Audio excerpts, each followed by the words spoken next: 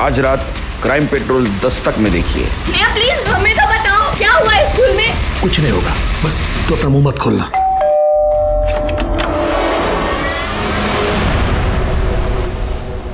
हमारी जिंदगी का लेखा जोखा ऊपर वाले के हाथ में है, और जब जिसका समय पूरा हो जाता है वो अपनी शरण में ले लेते हैं। जिंदगी देने या लेने का हक सिर्फ भगवान को है, किसी इंसान को नहीं।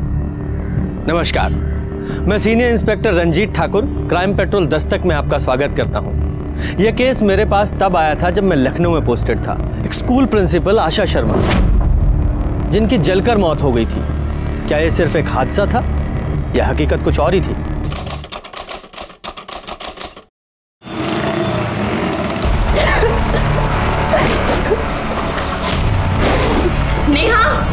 नेहा दरवाजा खोलो। नेहा प्लीज हमें तो बताओ क्या हुआ है स्कूल में। नेहा किसी ने तुमसे कुछ कहा है? नेहा कल स्कूल से जब से आई हो तब से बंद करा हुआ है। नेहा प्लीज दरवाजा खोलो। नेहा प्लीज प्लीज नेहा दरवाजा खोलो, हमें डर लग रहा है। नेहा क्या हुआ है, प्लीज हमें तो बताओ। नेहा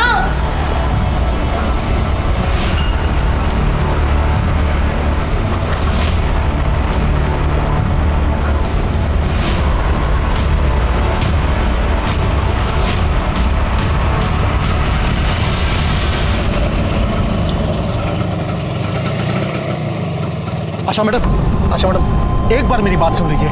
मैं सच कह रहा हूँ, इसमें दीपक की कोई गलती नहीं है। अनिल जी, आपके बेटे को मैंने खुद रंगे हाथों पकड़ा है। इसकी वजह से मेरे स्कूल का नाम खराब हो जाता। और तुम स्कूल में घुसे कैसे? मैंने तो तुम्हें रस्टिकेट कर दिया था। मैडम क्या कर रही हैं आप? देखिए आप ठीक नहीं कर रही हैं। अब इसका भविष्य बर्बाद कर रही है। मैं भी चुप नहीं बैठूंगा। आप मेरे स्कूल में खड़े होकर मुझे ही धमकी दे रहे हैं। निकलिए यहाँ से, निकलिए। ऐसे जाओ।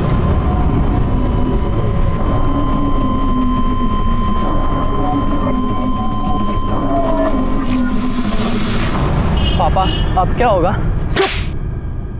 कांड करने से पहले सोचना चाहिए था। क्या कर रहे हो तुम लोग यहाँ पे? जाओ अपने क्लास में। मैडम, आपने कुछ जरूरी मीटिंग के लिए कहा था, तो मैं सारे टीचरों को बुला लूं? नहीं शुक्ला जी, मैं बताती हूँ आपको बाद में। अभी आप जाइए। जी।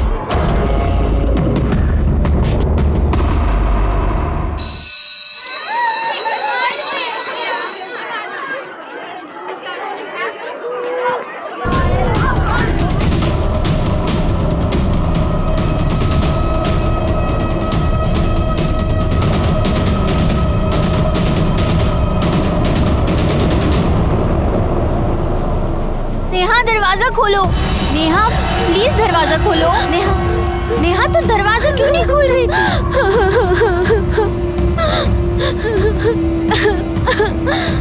क्या हुआ है बता मुझे। दीदी मुझे बहुत डर लग रहा है। पहले मुझे ये बता कि तेरे साथ हुआ क्या है। किसी ने कुछ कहा है तुझे?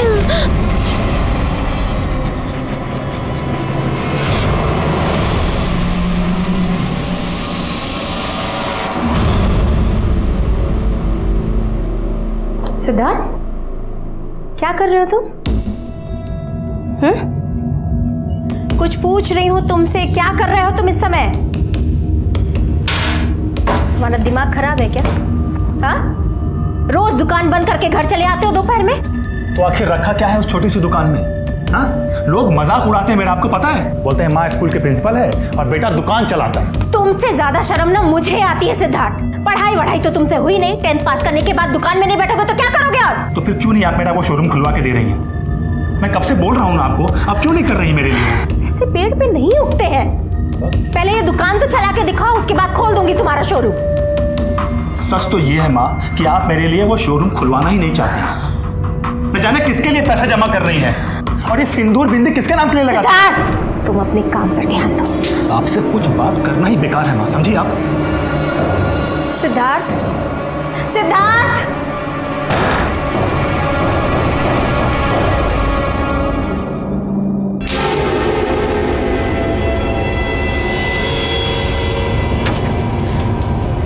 तुमको मना किया है ना कि यहाँ पे मत आया करो। ये औरत का ना कुछ समझ में नहीं आता। ये लड़का कौन है? क्या जाने, है तो प्रिंसिपल, लेकिन इनकी हरकतें तो देखो। एक बात बता, इसके पति को तो कभी हमने देखा नहीं, तो ये किसके नाम का सिंदूर लगाती है? पता नहीं।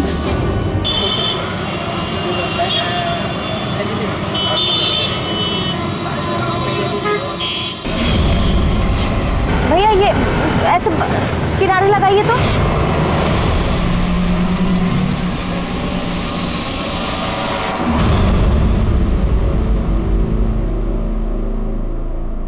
भैया उस ऑटो का पीछा करिए तो।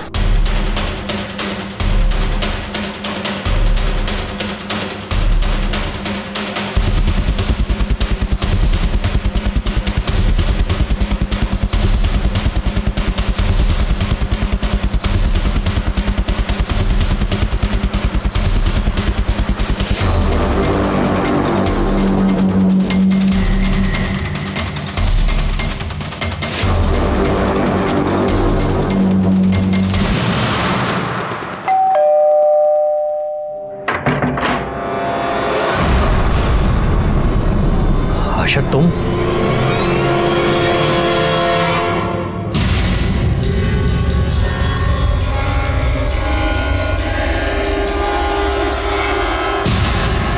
न जाने किसके लिए पैसा जमा कर रही हैं और किसके नाम पे ये सिंदूर लगा रही हैं।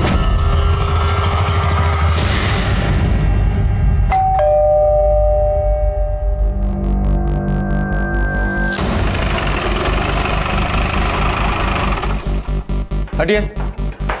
बॉडी कहाँ है? किचन में।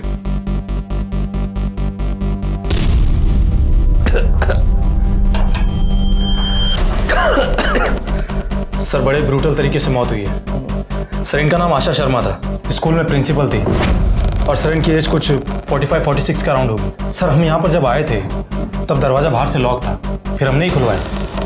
ये देखिए सर।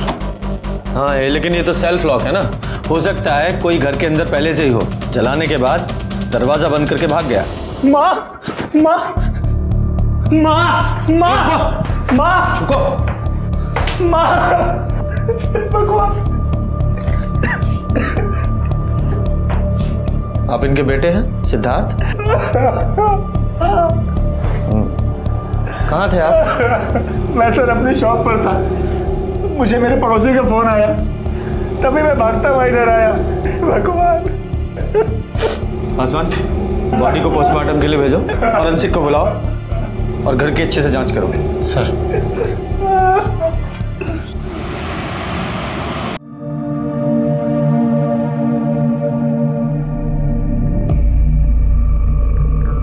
नेहा, भगवान कभी किसी के साथ कुछ गलत नहीं होने देता। उसे अपने किए की सजा मिल चुकी है और हाँ, अब तुझे डरने की कोई जरूरत नहीं है। पापा, हमें बहुत डर लग रहा है। देख बेटा, तू डर मत, कुछ नहीं होगा, बस तू अपना मुंह मत खोलना, किसी को कुछ पता नहीं चलेगा। अरे भाई, अरे तुम सोए हुए थे जब हम वहां से निकले। हाँ ठीक है ठीक है। वो अरे जन्मदिन के आशीर्वाद दे रहे हैं ना तुमको, इससे बड़ा गिफ्ट और क्या चाहिए। शाम को मिलके केक काटेंगे, ठीक है? चल। हाँ बोलो। सर प्रिंसिपल आशा शर्मा की पोस्टमार्टम रिपोर्ट आ गई है। सर रिपोर्ट के मुताबिक बॉडी 75% जल गई थी और मौत का समय दोपहर 3 से 6 के बीच का है। और सर आपका शक सही था, फॉरेंसिक वालों को आशा शर्मा के हाथ और पैर पर नायलॉन की रस्सी के ट्रेसेस मिले। हाँ, इसका मतलब पहले उन्हें बांधा गया होगा, फिर जला गया होगा। लेकिन सर कोई प्रिंसिपल को इतने ब्रूटल तरीके से क्यों मारना चाहेगा? वही पता लगाना है। एक काम करो, आशा जी के कॉल डिटेल्स निकालो और उनके बेटे सिद्धार्थ से मिलते हैं। ठीक है, चलो निकलो। जाओ जाओ जाओ।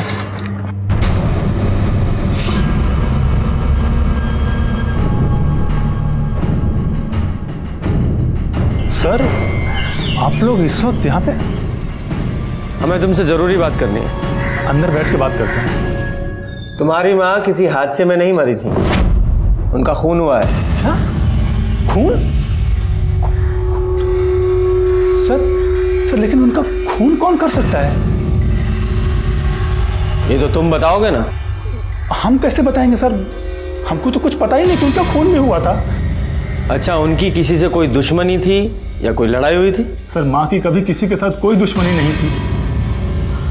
हाँ, लेकिन अभी कुछ दिन पहले उनके स्कूल में एक स्टूडेंट के फादर के साथ उनका झगड़ा हुआ था। सर मेरी दुकान ठीक स्कूल के सामने ही है, इसलिए मैंने ये सब कुछ देखा था। क्या हुआ था दोनों के बीच? सर प्रॉब्लम का तो पता नहीं, लेकिन वो अनिल अपने बेटे को लेकर के हमारे घर पे भी आया था माँ से मिलने के लिए। बोलिए कितना पैसा चाहिए, मैं ला के दूंगा, लेकिन नाटक बंद कीजिए अपना। क्या हो रहा है यहाँ पर? अरे होना क्या है? तुम्हारी माँ का दिमाग खराब हो गया है। अरे छोटी सी बात का पतंगड़ बना रही है। जबान संभाल के बात करिए पहले आप। सिद्धार्थ तुम बीच में मत बोलो। कौन है ये आदमी? निकलो। देखिए निकलिए बाहर। ठीक नहीं कर रही आप। बाहर निकलिए। मैं अपने बच्चे का भविष्य बर्बाद नहीं दूंगा। देखिए आप ठीक नहीं कर रहे हैं मैडम, मैं अपने बच्चे का भविष्य बर्बाद नहीं होने दूंगा, मैं छोड़ूंगा नहीं, देख लीजिएगा। लेकिन एग्जैक्टली हुआ क्या था?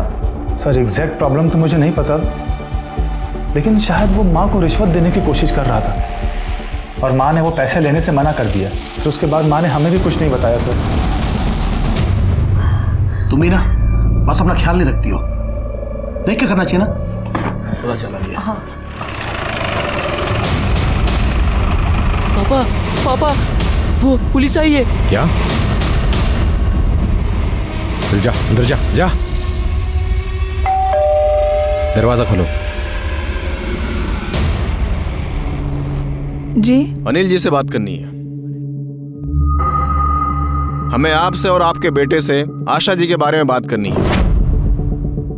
सर बड़ा दुख हुआ उनके बारे में सुनकर, लेकिन सर मुझे तो विश्वास ही नहीं हो रहा है, कई हादसे में उनकी मौत हो गई। उनकी मौत हादसे में नहीं हुई, किसी ने उनका खून किया है। क्या? खून? क्यों, आपको नहीं पता? सर मुझे तो वही पता है जो सब लोगों को पता है। ठीक है, मुद्दे पर आते हैं। आपका आशा जी के साथ झगड़ा चल रहा था ना, और आप धमकी देने उनके घर भी गए थे। कहीं आपने अपनी धमकी को कुछ ज्यादा ही सीरियसली तो नहीं ले लिया और आपने ही आशा जी को? नहीं सर, माना कि हमारे बीच में थोड़ी प्रॉब्लम थी, लेकिन सर बात इतनी बड़ी भी नहीं थी। तो फिर क्या बात थी? वो सर, मेरा बेटा पढ़ने में बहुत अच्छा है, लेकिन आशा मैडम कह रही थी कि इसकी अटेंडेंस कम है, इसलिए एग्जाम में नहीं बैठ सकता। तो सर मेरे बेटे का साल खराब हो जाता, इसलिए मैंने उनसे बहुत रिक्वेस्ट की। तो फिर वो कहने लगी कि एग्जाम में तभी बैठ सकता है जब मैं उन्हें 2 लाख रुपए दूंगा। बस सर इसी बात पे थोड़ी हमारी आपस में बातचीत हुई थी सर, बहस हुई थी। बेटा कहाँ है आपका? सो रहा है सर। कितने साल की उम्र है? 16 साल का। इतना छोटा भी नहीं है, और वैसे भी उसकी कुंभकर्ण की नींद नहीं है जो उठ नहीं सकता। जाइए बुलाइए। गुरु की इज्जत नहीं कर सकते तो कानून की तो इज्जत कीजिए, बुलाइए।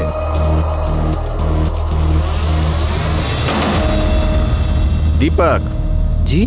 क्या हुआ था बेटा? वही जो पापा ने बोला। क्या बोला पापा ने? सर मैंने बोला ना सर, इसकी अटेंडेंस थोड़ी कम थी, इसलिए आशा मैडम बोल रही थी कि इसे एग्जाम में नहीं बैठने देंगी। वो हमसे पैसे मांग रही थी। कमाल है, लोग बाग अपने बच्चों को दूसरों के सामने बोलने के लिए प्रोत्साहित करते हैं और आप अपने बच्चों को बोलने ही नहीं दे रहे हैं। खैर, कल 3 से 6 के बीच आप कहाँ थे? मैं अपने घर पे था। क्यों, दफ्तर नहीं गए? जी नहीं। हमारी नजर आप पर और आपके बेटे पर रहेगी। शहर छोड़कर जाने के बारे में सोचना भी नहीं। ये क्या हुआ है? गर्म पानी गिरने से जल गया। जल गया? सर ये आशा जी तो बड़ी अजीब ही औरत थी, बच्चों को एग्जाम में बैठने देने के लिए पैसे मांग रही थी। मामला कुछ और ही लग रहा है। इन लोगों की कॉल डिटेल से पता करो कि कल ये लोग 3 से 6 के बीच में कहाँ थे, और ये भी पता करो कि इन लोगों ने कोई हाल फिलहाल में नायलॉन की रस्सी खरीदी थी क्या। आशा जी के घर पे जाओ, उनके आस पड़ोस में पता लगाओ कि उन्होंने उनके घर में किसी को आते जाते देखा था या कोई अजीब बात नोटिस की थी। और हाँ, उनके स्कूल में भी पूछताछ करो। नहीं सर, आशा मैम की तो किसी से कोई अनबन नहीं थी। इनफैक्ट वो तो बहुत ही अच्छे नेचर की थी, सबसे घुल मिल के रहती थी। कोई भी ऐसा दिन नहीं था जब वो स्कूल ना आए। लेकिन सर एक बात है, जिस दिन उनकी मौत हुई उस दिन वो स्कूल नहीं आई थी। सर आशा मैम सिंदूर बिंदी लगाती थी, लेकिन किसी ने उनके पति को नहीं देखा अभी तक। और सर हाँ, एक बात और, उनके घर पे एक मुस्लिम लड़का आता है हमेशा, पता नहीं वो लड़का कौन है। सर दीपक के पिता अनिल के घर के बाहर तो ऐसी कोई दुकान नहीं है जहां से नायलॉन की रस्सी मिल सके। सर अनिल और उसकी पत्नी कॉल रिकॉर्ड्स। सर जिस दिन आशा जी की मौत हुई थी उस दिन दोपहर को 3 से 6 के बीच में अनिल के मोबाइल की लोकेशन उसके घर की ही है। हो सकता है मिसलीड करने के लिए अनिल ने अपना फोन घर पे ही छोड़ दिया हो सकता है सर। और हाँ सर, हमने आशा जी के स्कूल में जाकर भी पता किया है सर, कुछ तो हुआ था सर। एक टीचर का कहना है कि आशा जी ने सारे टीचर्स को अर्जेंटली बुलाया था कुछ बात करने के लिए, मीटिंग करने के लिए। फिर उसके बाद में आशा जी ने मीटिंग कैंसिल कर दी। आपने कुछ ज़रूरी मीटिंग के लिए कहा था, तो मैं सारे टीचरों को बुला लूँ? नहीं शुक्ला जी, मैं बताती हूँ आपको बाद में। अच्छा, आशा जी के आस पड़ोस से कुछ पता चला? हाँ सर, आशा जी अधिकतर बात तो किसी से करती नहीं थी, लेकिन पड़ोसियों का कहना है कि आशा जी के घर पर एक मुस्लिम लड़का आया करता था। एक बात और सर, आशा जी सिंदूर बिंदी लगाती ज़रूर थी, लेकिन पड़ोसियों का कहना है कि आज तक उन्होंने उसके पति को देखा नहीं। हो सकता है कहीं बाहर काम करते हो, लेकिन अभी तक आए क्यों नहीं? सर वो 5 साल पहले ही हमें छोड़कर चले गए, लेकिन मेरी माँ अब तक उनके नाम का सिंदूर लगाती थी। कहीं इन सब में उनका हाथ तो नहीं है? पता नहीं सर, हम तो उनके टच में बिल्कुल नहीं थे।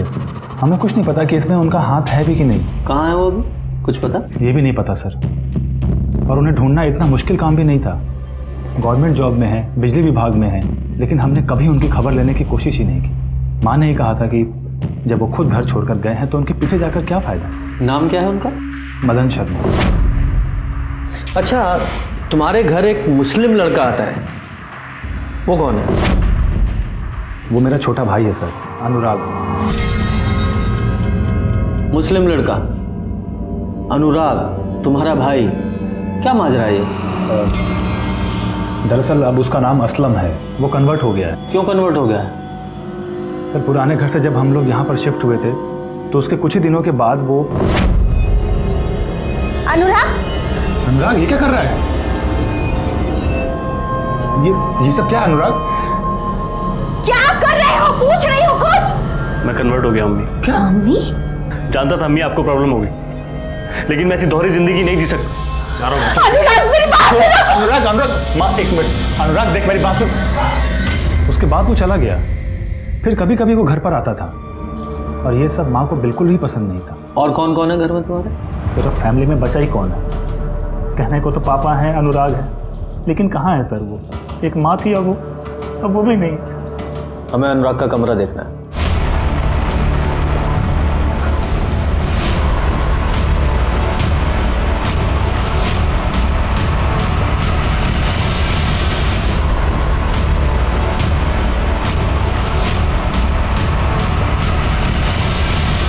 क्या मियाँ, ये किताबें, तुम्हारा ये हुलिया, क्या है ये सब? सर हमें पढ़ने का बेहद शौक है। भाई पढ़ने का शौक तो हमें भी बहुत है। वेद पुराण से लेकर बाइबल, कुरान सब हमने पढ़ा है। ये किताबें ये तो किसी जिहादी ऑर्गेनाइजेशन की लग रही हैं। कहीं ज्वाइन करने का इरादा तो नहीं है? नहीं सर, हमारा ऐसा कोई मंसूबा नहीं है किसी भी ऑर्गेनाइजेशन को ज्वाइन करने का। हम तो बस ऐसे ही पढ़ रहे थे। अच्छा एक बात बताओ, पर ये कन्वर्ट क्यों हो गए तुम? सर ये सब हमने उनके कहने पर किया। मैं कुछ भी कर सकता हूँ। ठीक है, तो फिर तुम्हें कन्वर्ट होना होगा। प्यार के नाम ये भी सही। भाभी जान,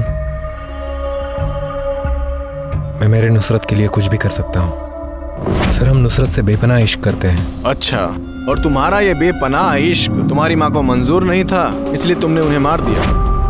नहीं सर, हमारे अम्मी का मानना ना मानना ये उनका पर्सनल डिसीजन था। हम अपने टर्म्स पे रह रहे थे, उनकी रजामंदी की जरूरत नहीं थी।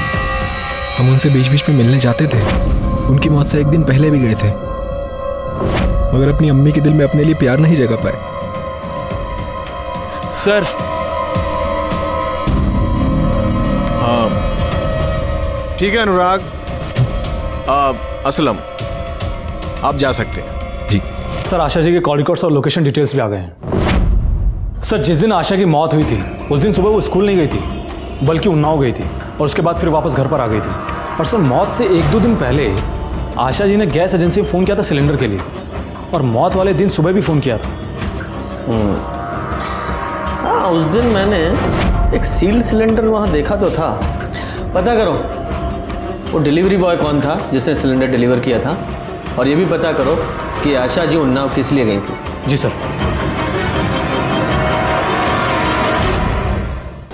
सर,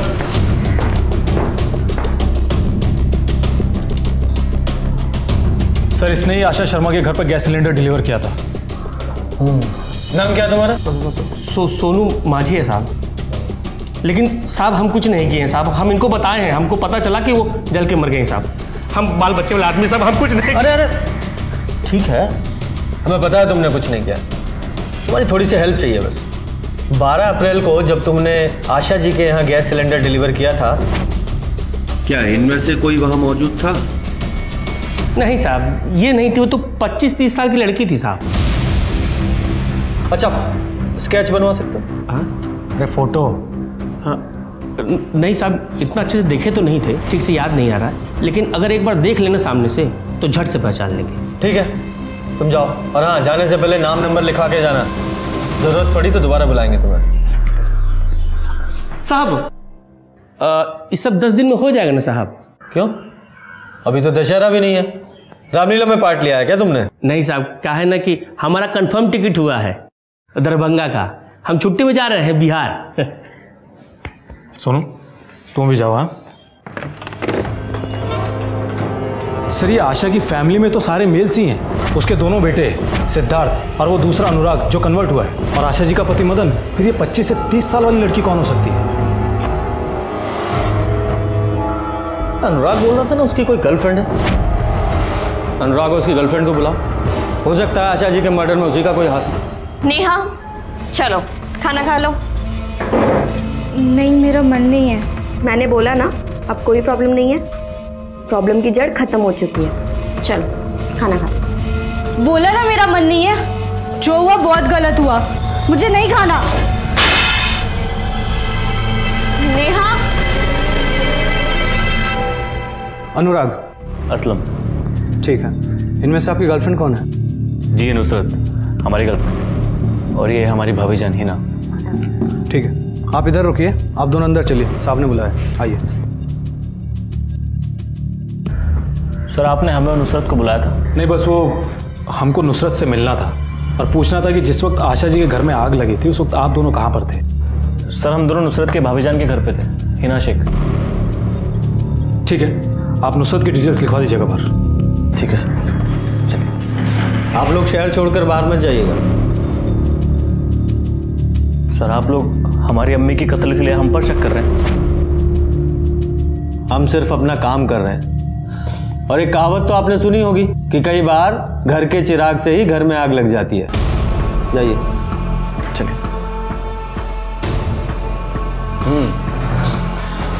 क्यों माँ जी, यही लड़की थी ना?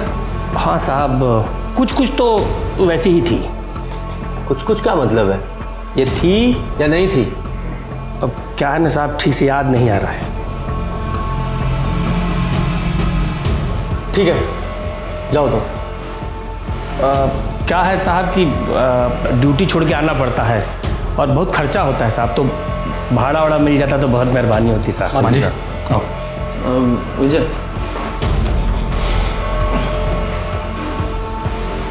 चलो।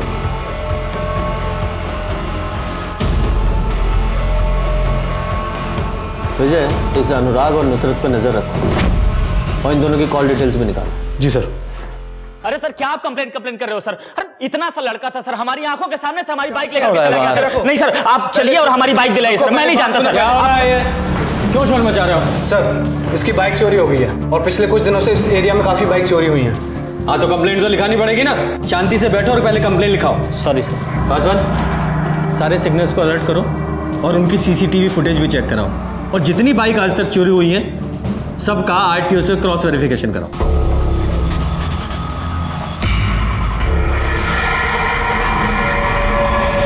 आप अपने लॉयर से बात कीजिए, मुझसे नहीं। सर अनुराग और नुसरत के कॉल रिकॉर्ड्स के हिसाब से वो दोनों सच बोल रहे हैं। सर उन दोनों के मोबाइल की लास्ट लोकेशन नुसरत की भाभी हिना के घर के पास की है। और सर हमने आशा के पति मदन के बारे में इलेक्ट्रिसिटी डिपार्टमेंट में जाके पता किया, उसका ट्रांसफर हुआ है उन्नाव में। उन्नाव? ये आशा जी के कॉल रिकॉर्ड्स के हिसाब से अपनी मौत से पहले वो उन्नाव ही गई थी ना, राइट? हाँ सर। और सर मदन के ऑफिस वालों ने बताया है कि आशा ने वहाँ के पुलिस स्टेशन में मदन के अगेंस्ट कंप्लेंट करवाई थी दूसरी शादी करने पर।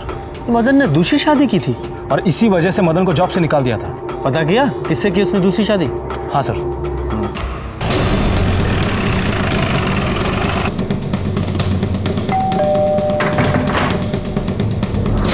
मदन जी है? नहीं, वो तो नहीं है।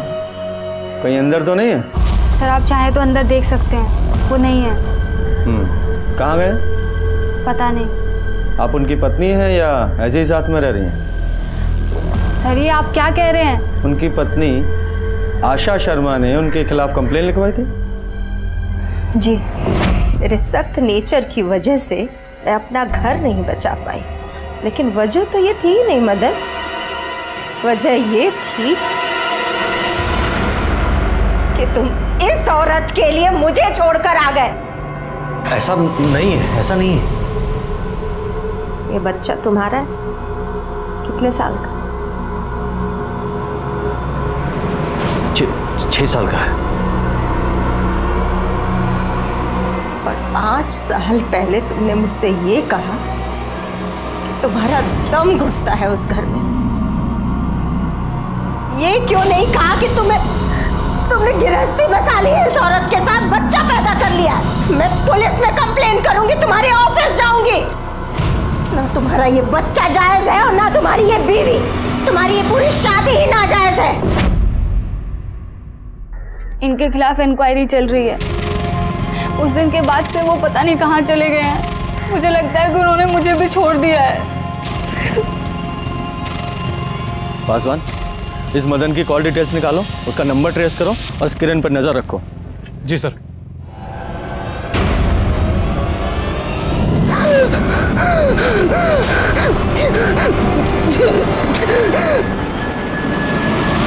सर मदन का फोन उस दिन से ही स्विच ऑफ है जिस दिन आशा शर्मा की मौत हुई थी, और उसके फोन की लास्ट लोकेशन भी आशा के घर के एरिया की ही है, और वो भी उस वक्त की जिस वक्त आशा को जलाया गया था।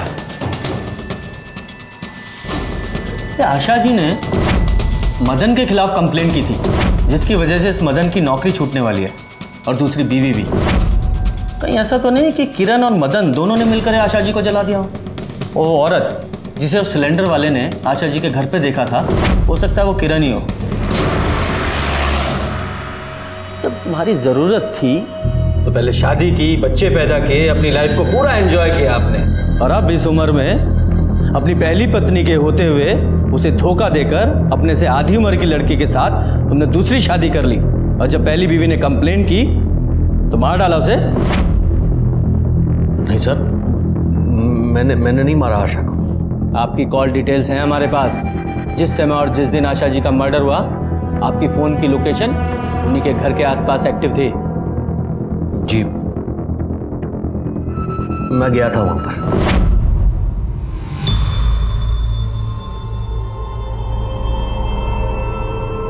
भाई साहब एक मिनट, ये इतनी भीड़, ये पुलिस, क्या हुआ यहाँ पर? मैडम यहाँ आशा शर्मा रहती थी, जल के मर गई। मैंने अपना फोन स्विच ऑफ किया और मैं वहां से निकल गया सर। झूठ बोल रहे हैं आप। आपने गुस्से में आशा जी का कत्ल किया, और यही नहीं, आपकी वो दूसरी पत्नी किरण, वो भी इसमें शामिल है। किरण का इससे दूर दूर तक कुछ लेना देना नहीं है सर। वो तो पता चल ही जाएगा। माँ जी, ये मदन जी हैं, आशा जी के पति, और ये हैं मदन जी की दूसरी पत्नी किरण जी। अब ये बताओ, आशा जी के यहाँ जब तुमने गैस सिलेंडर डिलीवर किया था, ये वहां थी?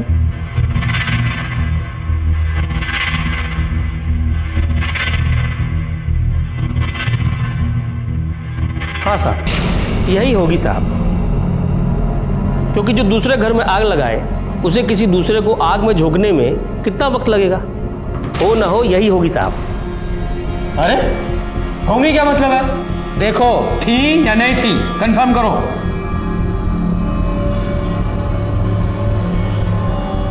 साहब लग तो वही रही हैं, लेकिन पक्के तौर पे कह नहीं सकते। यही हो सकती है साहब, और कौन करेगा? पांडे लेके जाओ इसे। जाओ सर।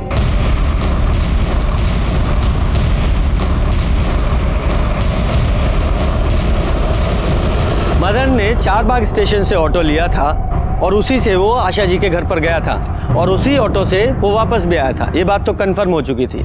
तो सीधे सीधे आशा जी के खून में उसका हाथ नजर नहीं आ रहा था, लेकिन आशा जी के खून की प्लानिंग में उसका हाथ नहीं था, इस बात से हम इनकार नहीं कर सकते थे। आशा जी के केस में हमारे सामने बहुत सारे सस्पेक्ट्स थे, लेकिन मुझे लग रहा था कि मैं और भी दिशाओं में देखने की जरूरत थी। मुझे एक काम करो, ये आशा जी के स्कूल में एक बार फिर से जाके पता करो, क्योंकि ये काफी स्ट्रिक्ट थी। हो सकता है किसी स्टूडेंट का एंगल सामने आए।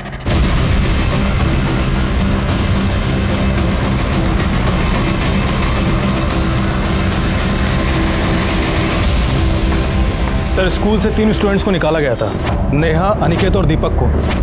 हाँ, लेकिन दीपक के फादर ने तो कहा था कि आशा जी ने सिर्फ एग्जाम देने से रोका था। आशा मैडम कह रही थी कि इसकी अटेंडेंस कम है, इसलिए एग्जाम में नहीं बैठ सकता। इसे अनिकेत का पता क्या? हाँ सर, हम अनिकेत के घर पर गए थे, लेकिन उसके घर पे ताला लगा हुआ था। चलो तो फिर नेहा से मिलके आते हैं।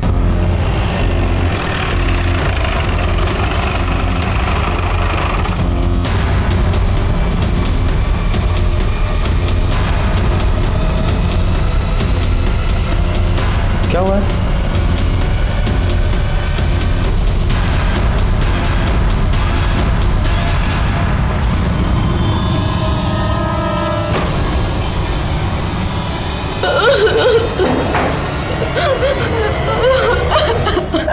आप? नहीं ईशा, नेहा मेरी छोटी बहन थी।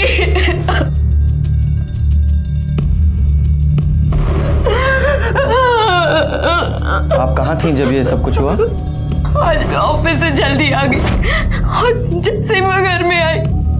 नेहा, नेहा कहाँ है तू? मैंने देखा कि नेहा इस हालत में है। ये किसी परेशानी में थी या डिप्रेशन में? नहीं सर, नेहा बिल्कुल नॉर्मल थी। ऐसा? जरा चेक करो, कोई सुसाइड नोट वगैरह मिलता है तो। सर सॉरी ईशा जी, लेकिन आप बता सकती हैं कि इसे स्कूल से क्यों निकाला गया था? हो सकता है उसी वजह से इसने सुसाइड किया हो। बाय द वे, आपको पता है कि इसके स्कूल की प्रिंसिपल आशा शर्मा, उनका भी मर्डर हो गया? हाँ सर, सुना तो था मैंने। सर सुसाइड नोट तो नहीं मिला है। ठीक है पूजा,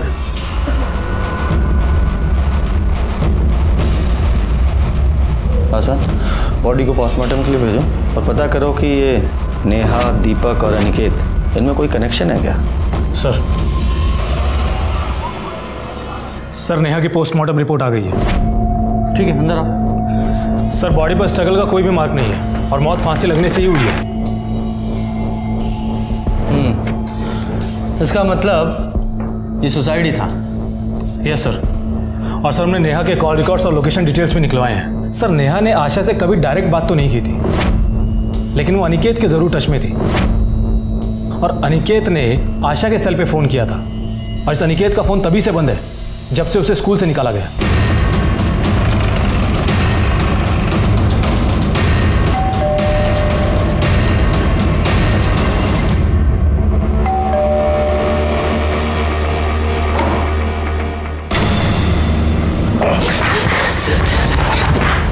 कहाँ भाग रहे हैं? ले चलो।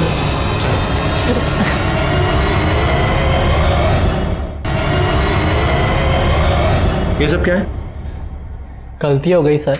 सर, इस फाइल में उन सारी बाइक्स के नंबर्स हैं जो पिछले कुछ दिनों में इस एरिया में चोरी हुई थी। इतनी छोटी उम्र में बाइक चोरी करते? नहीं सर, वो आशा मैडम को पैसे देने थे।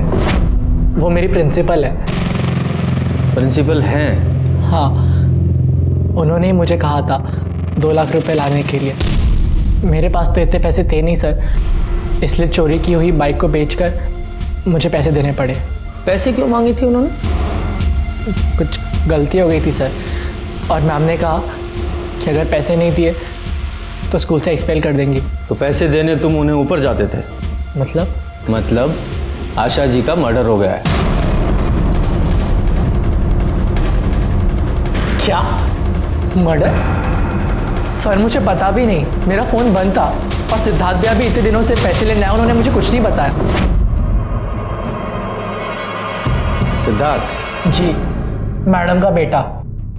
उन्होंने ही मुझसे कहा था कि मैम को पैसों की ज़रूरत है और अगर मैंने उन्हें पैसे दे दिए तो मुझे माफ़ कर देंगे।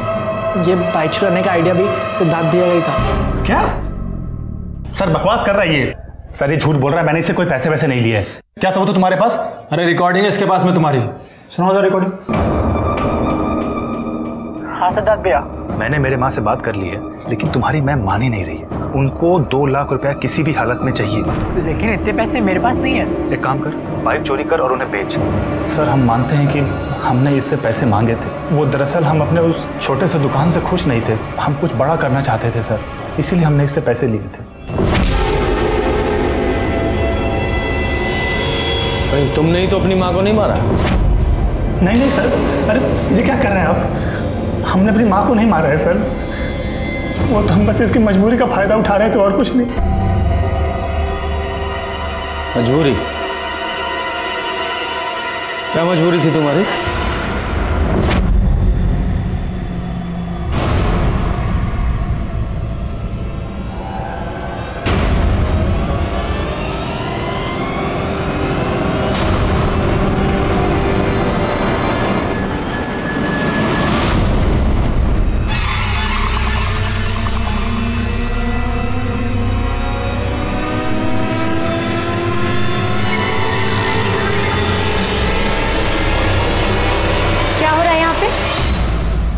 नहीं कुछ नहीं, कुछ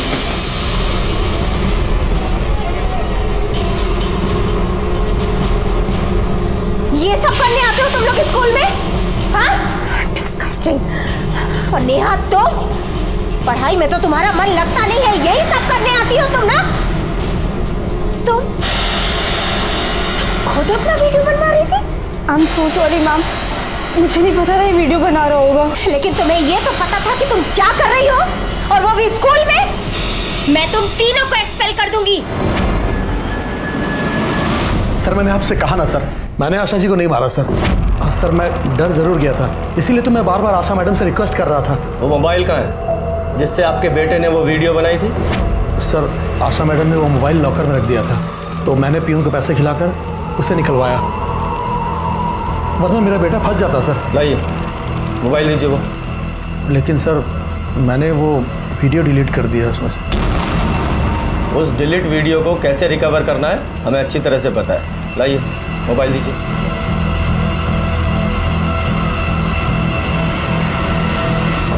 परीक्षा, तुमने हमें सब कुछ बताया क्यों नहीं?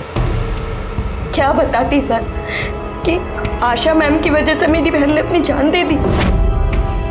उनकी मौत के बाद भी मेरी बहन डरी हुई थी कि पुलिस इन्वेस्टिगेशन में उसका वो सेक्स वीडियो कहीं मिल ना जाए। कहीं सबसे गुस्से में आकर तुमने ही तो कुछ नहीं कर दिया? अगर मुझे मारना ही होता तो उस अनिकेत को मारती, जिसने मेरी बहन का वो वीडियो बनाने के लिए दीपक से कहा। अरे मेरी बहन तो अनिकेत से सच्चा प्यार करती थी, धोखा उस अनिकेत ने दिया है, मेरी बहन ने नहीं। सर इस सिलेंडर वाले ने तो परेशान कर रखा है, जब देखो फरमाइश करता रहता है, ये खाना है वो खाना है। जब ये खाना खा ले इसे अंदर बुला लेना। सर हमारे पास इतने सारे सस्पेक्ट्स हैं और सबके पास आशा जी को मारने का मोटिव भी है। लेकिन सर मांझी तो कह रहा है कि कोई 25 से 30 साल की लड़की थी। हाँ लेकिन आशा जी को हाथ पैर बांधकर जलाया गया था और ये काम कोई अकेली लड़की नहीं कर सकती। हो ना हो कोई दूसरा भी था। सर खाली बिरयानी कैसी थी? ठीक ही थी साहब, थोड़ा तीखा कम था। क्या है कि हमको तीखा बहुत पसंद है। अब इन सबको ध्यान से देखो और देखकर बताओ, जिस दिन तुमने आशा जी के घर में सिलेंडर डिलीवर किया था वहां इनमें से कौन सी लड़की मौजूद थी?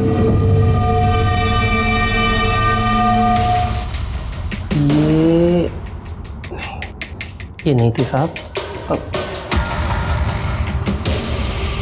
ये भी नहीं थी साहब।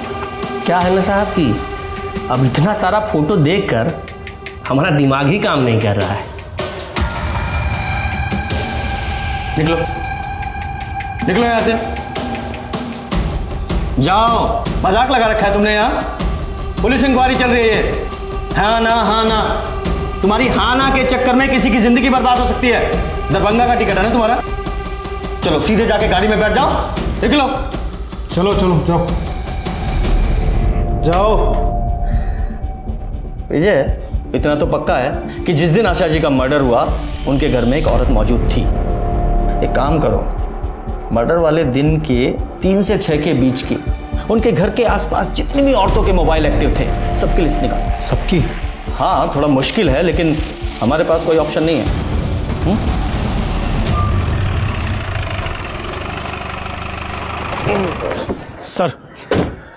सर, जिस दिन आशा शर्मा की मौत हुई थी उस दिन दोपहर 3 से 6 के बीच में करीब 314 औरतों के फोन एक्टिव थे उस एरिया में। Very good. अच्छा, एक काम और करो, इन सारे नंबर्स को अपने सस्पेक्ट के कॉल रिकॉर्ड से मिलाकर देखो कौन किसके कांटेक्ट में था।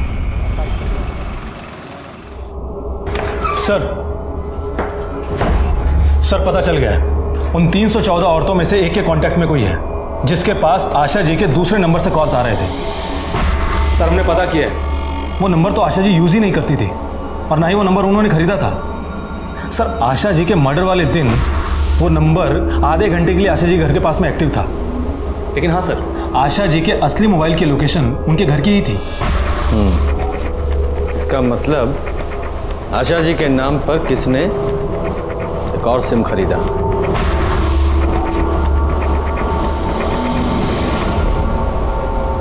हाँ तो बोलिए हिना भाभी जान, आपके मोबाइल पर आशा जी के दूसरे नंबर से कॉल कैसे आया?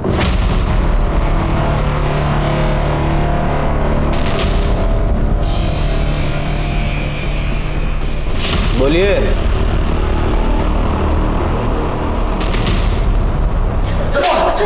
सर रुक जाइए, हम बताते हैं। इनके भाईजान इनका निकाह कहीं और करवाना चाहते हैं। लेकिन भाभीजान, आपके कहने पर हम कन्वर्ट तक हो गए। लेकिन इतना काफ़ी नहीं है। दरअसल जिनसे इनका निकाह करवाना चाहते हैं इनके भाईजान, वो सरकारी नौकरी करता है। वो उनके अब्बू थे ना इकबाल के, वो गुजर गए तो उनकी जगह पर उन्हें नौकरी मिल गई। अब आपको सरकारी नौकरी तो नहीं मिल सकती है ना? मिल सकती है। कैसे? जैसे इकबाल को मिली।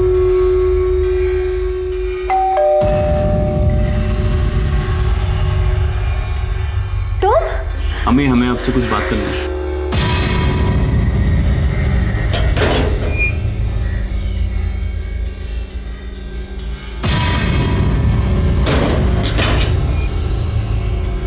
बोलो, क्या बात करनी है?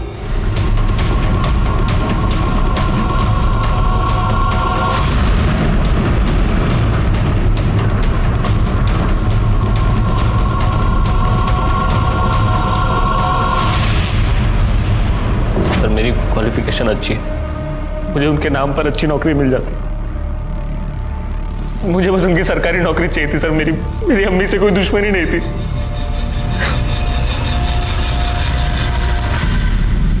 अरे छोड़ेंगे नहीं हम दोनों को। हमारे पास तो सबूत भी है, सबूत है हमारे पास। अच्छा बताइए, उससे काम मिल जाएगा आपको? हम भी लेडी हैं, हम समझते हैं, हम आपकी बच्ची के साथ अन्याय नहीं होने देंगे। और हाँ, हम आपको मुआवजा भी दिलवाएंगे। अरे सुनिए, जरा जल्दी आइए। ये लीजिए। एक बेटा सिर्फ नौकरी पाने के लिए कैसे अपनी माँ का खून कर सकता है? अनुराग, हिना और नुसरत तीनों को उनके किए की सजा मिली। लेकिन सवाल ये उठता है कि क्या आशा जी को उनके साथ होने वाले अपराध की दस्तक नहीं मिली थी? मिली थी, क्योंकि अनुराग कन्वर्ट हो गया था, वो उनके अगेंस्ट चला गया था। इसी बात से यह दस्तक मिली कि उनका बेटा मतलब पढ़ने के लिए कुछ भी कर सकता है। नेहा ने सुसाइड कर लिया, तो क्या ईशा को इस बात की दस्तक नहीं मिली थी कि उसकी बहन इतना बड़ा कदम उठा सकती है? ईशा को दस्तक मिली थी क्योंकि नेहा इतनी छोटी सी उम्र में एक लड़के के साथ संबंध रखे हुए थी। उसे समझना चाहिए था कि उसकी बहन इतनी छोटी है कि मुश्किल आने पर वो अपने आप को संभाल नहीं पाएगी, और हुआ भी यही, उसने आत्महत्या कर ली। ये बहुत जरूरी है कि हम अपने रिश्तों को संभाल कर रखें, लेकिन उससे भी ज्यादा जरूरी ये है कि मुश्किल आने पर हम अपने आप को संभालें। इसी के साथ मैं सीनियर इंस्पेक्टर रंजीत ठाकुर आपसे विदा लेता हूं। सतर्क रहिए और देखते रहिए क्राइम पेट्रोल दस्तक, क्योंकि मकसद बताना नहीं, बचाना है। जय हिंद।